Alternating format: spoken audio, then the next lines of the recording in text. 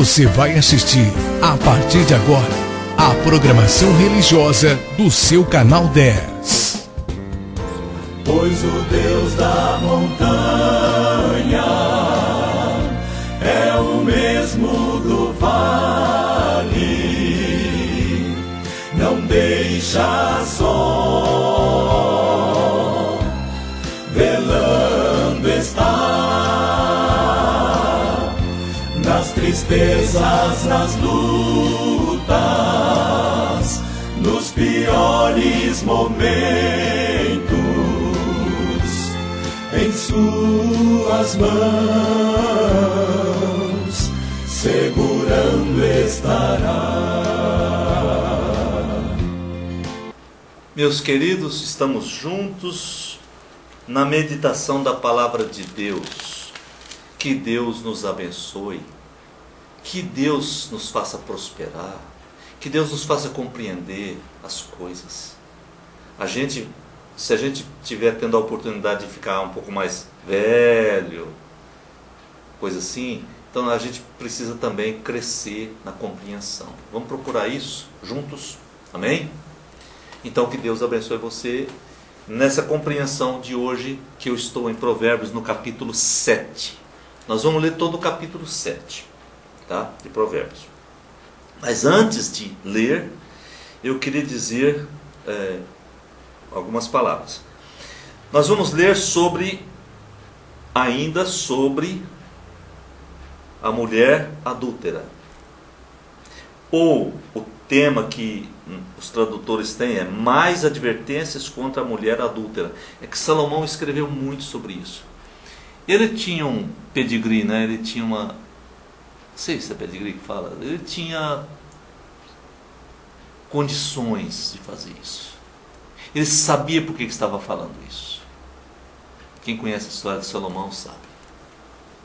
Então ele estava chamando a atenção de algo que é a própria essência do homem. A essência. Existem coisas essenciais. Dinheiro, o sexo. Então por isso ele está tratando desse assunto, do sexo. E fala tanto. Depois nós vamos para outros assuntos, é claro, não vamos ficar só nesse assunto a vida toda, não é assim. Mas nesses dias, então, nós estamos numa sequência e está falando sobre isso. Eu quero que você preste atenção na leitura, porque essa leitura ela é tremenda. Provérbios 7, todo o capítulo 7 de Provérbios. E eu quero fazer essa leitura e você, por favor, preste atenção, porque é bom para nós, é necessário, querido.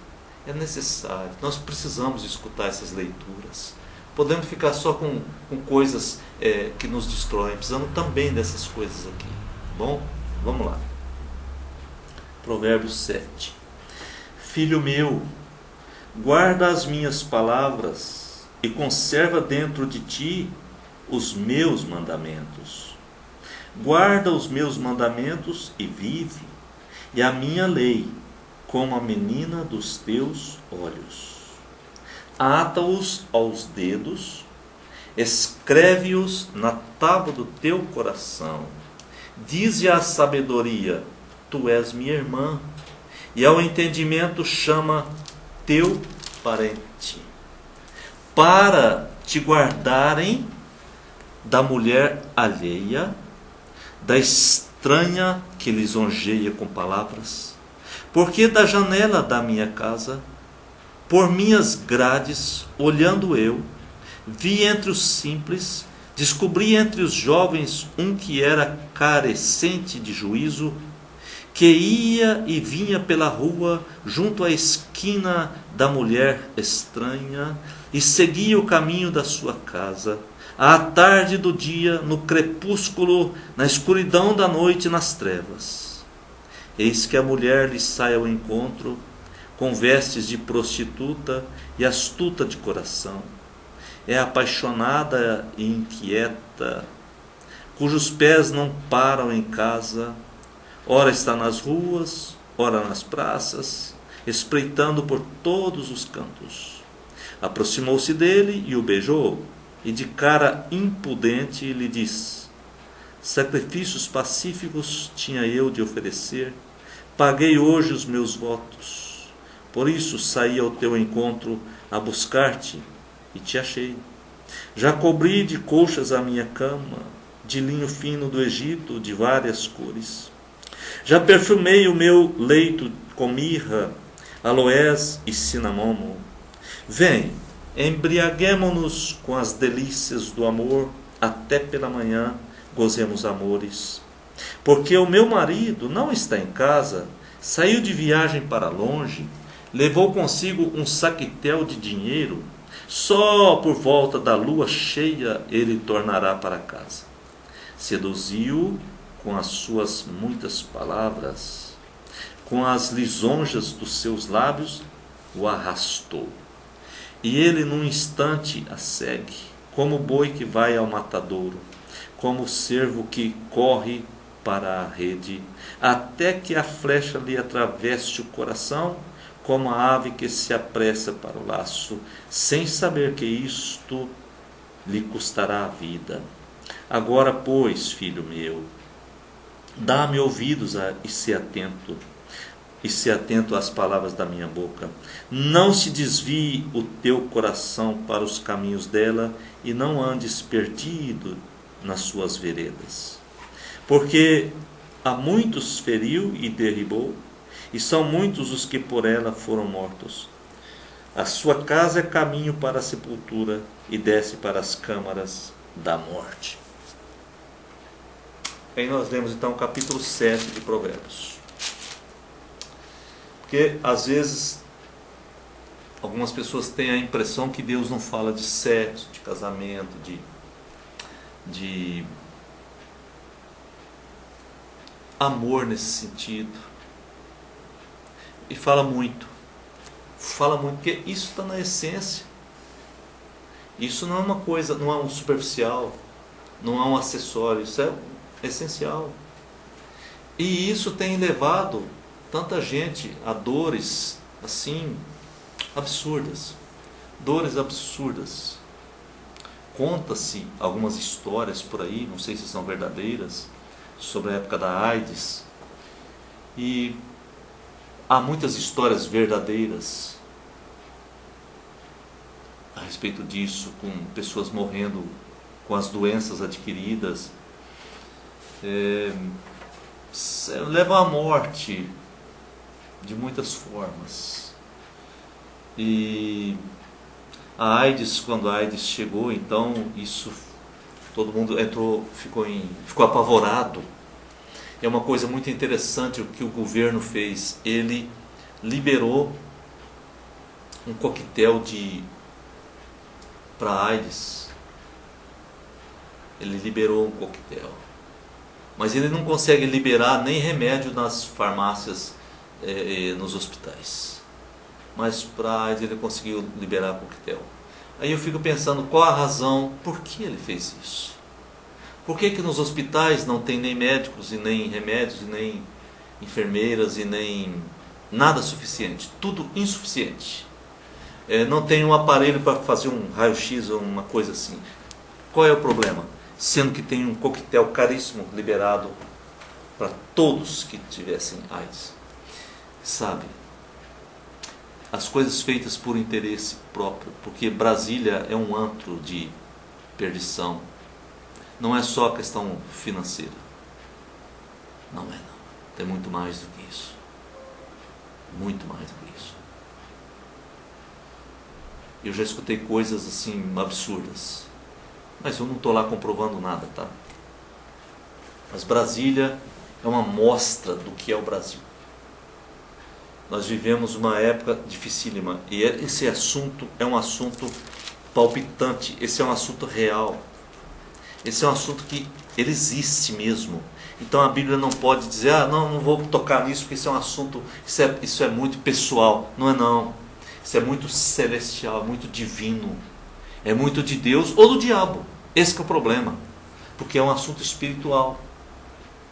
Nós estamos pensando que essas coisas todas que estão sendo faladas hoje no nosso país, no mundo ocidental, nós estamos achando que isso é questão de governo, de direitos humanos. Não é, são assuntos espirituais. Então, significa que coisas espirituais já estão acontecendo além da medida aprovadas pelos governantes, isso sim. Porque esse assunto é real, não se pode fugir dele. Criança não pode fugir dele, adultos não podem fugir dele, velhos, homens, mulheres, ninguém pode fugir desse assunto. Porque é um assunto real. O menino cresce, atingiu uma determinada idade, ele quer namorar. Atingiu uma determinada idade, ele quer se casar. A menina, mesma coisa, ela cresce, chega numa idade, ela quer namorar, ela quer se casar. Então é uma realidade que não dá para fugir.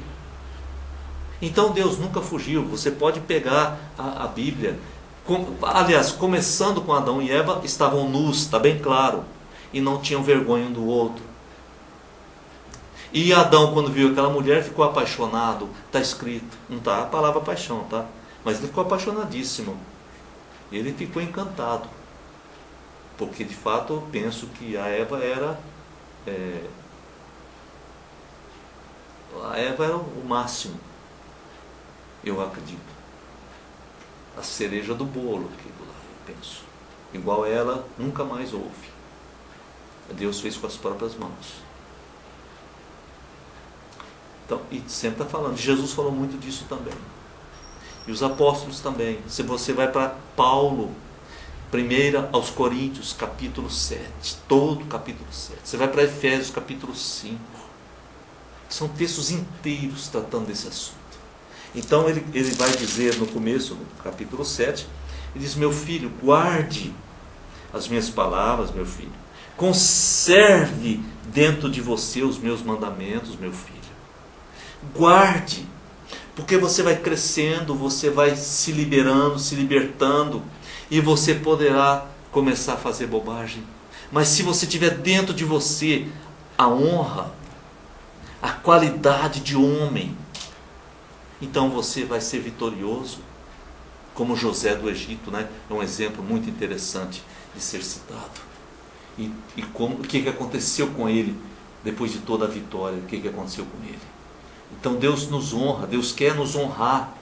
Por isso ele diz: meu filho, guarde as minhas palavras. Meu filho, guarde dentro de você, conserve dentro de você os meus mandamentos. Guarde os meus mandamentos para você viver, meu filho. Então você vive. Então você vive. Guarde a minha lei como se fosse a menina dos seus olhos, meu filho. Pega a sua caneta aí, queridão. Marca aí, ó. Provérbios 7, versículo 2. Quando diz: guarde a minha lei como a gente guarda a menina dos olhos. Ó, tô piscando toda hora. Ó, tô piscando, umedecendo o meu olho, guardando a menina dos meus olhos. Se alguém fizer um movimento brusco na minha frente, eu vou piscar assim, sem pensar. Se acontecer alguma coisa assim, alguma coisa vier contra, pode ser que não vai adiantar, mas eu me protejo instantaneamente. Então guarde os meus mandamentos como a gente guarda a menina dos olhos. E você nunca vai cair na morte. Essas coisas de morte estão acontecendo hoje, assim, a dezenas e centenas e milhares.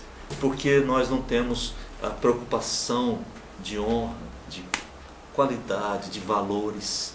Os valores estão sendo subestimados demais. Os valores não estão sendo considerados. E os valores estão sendo substituídos por valores sem valor.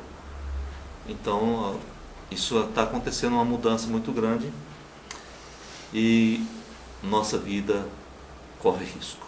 Então é isso aí, eu não quero fazer muitos comentários, mas eu gostaria que você lesse o capítulo 7 de Provérbios. Obrigado, papai querido, porque o Senhor nos advertiu, está escrito aqui no capítulo 7, o Senhor diz: guarde, meu filho, guarde a minha palavra, meu filho, guarde. O Senhor disse isso. O Senhor não nos deixou sem falar as coisas. Eu que sou desobediente, eu sou ingrato, sou desobediente, não quero te honrar, me perdoa, Senhor. Eu estou orando assim como se eu fosse outras pessoas também. Nós precisamos de Ti, Pai. em nome de Jesus. Amém. Amém. Que Deus nos abençoe.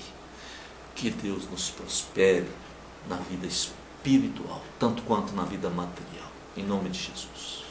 Amém. Você assistiu aqui no seu canal 10, nossa programação religiosa. Amanhã estaremos de volta no mesmo horário. Muito obrigado pela sua audiência. Pois o Deus da montanha é o mesmo do vale, não deixa só, velando está,